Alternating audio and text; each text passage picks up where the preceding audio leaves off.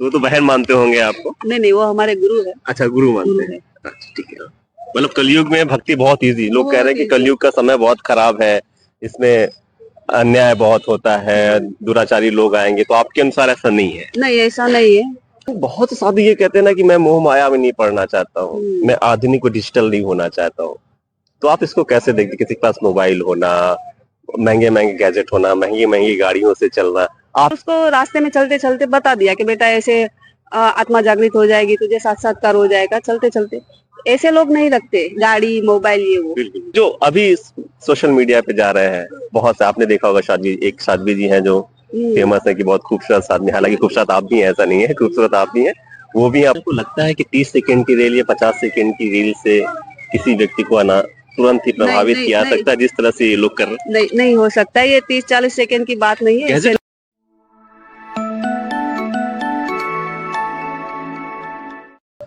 नमस्कार, स्वागत है आपका कबीर न्यूज में। मैं हूँ जितेंद्र कमल। महाकुंभ में हूँ और महाकुंभ में बहुत से जो साधु भी आए हैं, तो बहुत साध्वी भी हैं जो यहाँ पर आए हुए हैं अपने भक्तों के साथ। कुछ आए हुए हैं, कुछ 1 लाख चलो की राह में भी हैं यहाँ पर, और साध्वी बनकर, बहुत ही छोटी सी उम्र में साध्वी बनकर समाज को एक नया दर्शन दे रही, नया नया दिशा देने का काम कर रही है। हमारे साथ भी एक ऐसी साध्वी जी हैं, उनका परिचय लेते हैं, इसके बाद उनके जीवन के बारे में, उनके साध्वी जीवन के बारे में, उनके आगे के विजन के बारे में हम बात करते हैं। बहुत बहुत नमस्कार आपको, प्रणाम। हाँ, कैसी हैं आप? बस बहुत बढ़िया, बहुत अच्छे। अपना अच्छा संक्षिप्त परिचय दे दीजिए प्लीज। मेरा नाम योगी सिद्धनाथ है। मैं नाथ संप्रदाय से हूँ। और योगी गुरु आदित्यनाथ जी जो है वो मेरे गुरु है। अच्छा, वही मतलब गुरु है? वही वही संप्रदाय से मैं हूँ। जी जी जी। जी कभी इंटरेक्शन हुआ है योगी आदित्यनाथ जी जी हाँ, से? जी हाँ, जी अक्सर होता जी रहता है। तो बहन मानते होंगे आपको। नहीं नहीं, वो हमारे गुरु है। अच्छा, गुरु मानते गुरु हैं। है। अच्छा, ठीक है। बहुत से लोग हैं यहाँ पे और बहुत से साध्वी आई हैं जिनका इंटरव्यू चल रहा है, लेकिन एक मन में अकुलाहट मेरे में मन में उठती है कि संसारी जीवन छोड़ के अचानक से उस रास्ते में जाना, इस रास्ते में जाना जिसमें कष्ट भी है और एक संसारिक जीवन का एक मोह भी बिल्कुल खत्म हो जाता है। तो किस समय से, किस वर्ष से आप इसमें आए और क्यों आए? मैं जब 13 साल की थी तब मुझे पहले तो संसार समझ में नहीं आता था कि ये क्या है एकदम। मैं 19 साल की हुई तब मुझे पता चला कि लड़की क्या होता है और लड़का क्या होता है। तब तक मम्मी डैडी सिखाते ही रहे थे कि आप ऐसे नहीं ऐसे रहो, ऐसे नहीं ऐसे रहो, लेकिन मुझे समझ में नहीं आ रहा था ये लोग मेरे साथ जबरदस्ती क्यों कर रहे हैं ऐसे। अच्छा। मुझे जैसे रहना है वैसे क्यों नहीं रहने देते हैं। फिर मुझे समझ में आया कि लड़की भी होता है और लड़का भी होता है। फिर धीरे धीरे संसार की समझ में आई कि संसार में ऐसे चलता है, बच्चे बड़े होते हैं, पढ़ाई करना है, बड़े हुए फिर शादी होती है, फिर ये सब। तो तभी मुझे समझ में आ गया कि ये संसार अपने काम का नहीं है, इसमें मैं कुछ नहीं कर पाऊंगी। लेकिन एक शौक था मेरा कि मैं तबला प्लेयर थी, तबला अच्छा। बजाती थी। हाँ, तो उस वक्त जब भजनों में जाती थी तो ऐसा होता था कि तबला बजाते बजाते हमारे जो महापुरुष है, जो संत हो गए, जो मीराबाई है या कितने भी संत है, उन्होंने भजन लिखे हुए हैं। वो भजन के जो शब्द है, वो शब्द अपने आप खुल के मेरे ऐसे ही समझ में आ रहा था कि वो क्या कहना चाह रहे हैं, संत हमें कौन सी राह पे लेके जाना चाह रहे। तो उन शब्दों से मुझे धीरे धीरे पता चला कि एक और भी राह है, और वो है भक्ति की राह। ये मार्ग बहुत अच्छा है, कठिन नहीं है बिल्कुल। बहुत ही कलयुग में अगर देखा जाए तो बहुत ही इजी है। अगर हम भक्ति करेंगे तो परमात्मा तुरंत मिलेंगे। अच्छा, मतलब कलयुग में भक्ति बहुत इजी, लोग कह रहे हैं कि कलयुग का समय बहुत खराब है, इसमें अन्याय बहुत होता है, दुराचारी लोग आएंगे, तो आपके अनुसार ऐसा नहीं है? नहीं, ऐसा नहीं है। कलयुग में, ये तो हर युग में ऐसा है कि आप जैसे कर्म करोगे वैसा ही मिलता है। बिल्कुल। अगर अच्छा करोगे तो 10 गुना मिलता है ना। और अगर तुम छोटी सी भी बुराई करोगे तो आपको भुगतना ही है। ठीक है। आप 19 साल में जब आप बोल रही हैं कि आपको लगने लगा कि नहीं, मेरे संसार में मेरे लायक नहीं, हालांकि 13 साल से आपको ये चीज फील हो रही थी, एजुकेशन कितनी रही? क्योंकि 19 साल तक आप कुछ तो पढ़ रहे हो। मैंने एसएससी किया है, 10th तक पढ़ाई करी। 10th तक पढ़ाई करी, इसके बाद तबला आपने बजाना हाँ। शुरू। मीराबाई का आपने जिक्र किया, तो क्या आप मीराबाई से ही प्रभावित है या किस किस ईश्वर को अपना आराध्य मानते हैं? मेरा आराध्य है शिव महादेव। और मैं सिर्फ मीराबाई से ही नहीं, जितने संत हुए, जितने संतों ने भजन लिखे हैं, उनसे ही प्रभावित, ऐसा नहीं कि सिर्फ मीराबाई। सब मीराबाई की भक्ति कैसी थी कि दुनिया जिसको जहाँ जाने है वहां जाए, मुझे सिर्फ मेरा कृष्ण मिल जाए, संसार से कुछ संसार लेना से। देना नहीं है। लास्ट में क्या हुआ, वो कृष्ण में समा गए। कभी ऐसा सुना आपने कि मीराबाई का एक मन्नत रख ले, कोई श्रीफल रख दे कि नारियल फोड़ दिया, मेरा काम हो गया, मेरी मन्नत पूरी हो गई? नहीं, उनको कुछ नहीं पड़ी, मुझे सिर्फ ईश्वर तू चाहिए, बस। उनकी ऐसी भक्ति थी। और संतों की भक्ति कैसी रहती है कि जगत का कल्याण करे। जो हमें मिला है वो उनका भी अधिकार है, क्योंकि ये जितनी आत्मा है, जितने हैं, वो सब चेतन ही है। सिर्फ उसको, उसके ऊपर उनको पता नहीं है कि अंदर एक शक्ति है।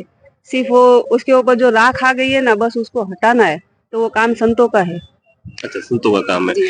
मैं थोड़ा सा अभी इसी प्रांगण की बात करता हूँ, तो बहुत से साधु हैं जिनके इंटरव्यू हुए, और लेकिन बहुत से साधु ये कहते हैं ना कि मैं मोह माया में नहीं पड़ना चाहता हूँ, मैं आधुनिक और डिजिटल नहीं होना चाहता हूँ। तो आप इसको कैसे देखते, किसी के पास मोबाइल होना, महंगे महंगे गैजेट होना, महंगी महंगी गाड़ियों से चलना, आप इसको किस तरह से देखते हैं? मैं इस तरह से देखती हूँ इसे। देखो, कोई बड़ा संत है तो उनके पास भीड़ बहुत लग जाती है। मैं सोचती हूँ कि उनके पास ये सब होना चाहिए, होना चाहिए। होना चाहिए, क्योंकि अगर वो इतनी भीड़ में जाएगा तो वो कब पहुंचेगा अपने मंजिल पे, क्योंकि वो इतने बड़े काम करते हैं। अब देखो, कहीं कहीं हजार हजार लोगों को एक रोज का खाना खिला रहे, अब उसको वो भी देखना है, अपनी मटी बनाई है वो भी देखना है, अपने भक्तों को भी देखना है, तो वो पैदल नहीं कर सकता। सिर्फ खुद का ही कल्याण करना है। और कोई मिल गया, कोई मुमुक्ष है जिसको इच्छा है अंदर से कि बाबा जी कुछ बताइए कि मेरा कल्याण हो जाए, और उसको रास्ते में चलते चलते बता दिया कि बेटा ऐसे आत्मा जागृत हो जाएगी, तुझे साक्षात्कार हो जाएगा, चलते चलते।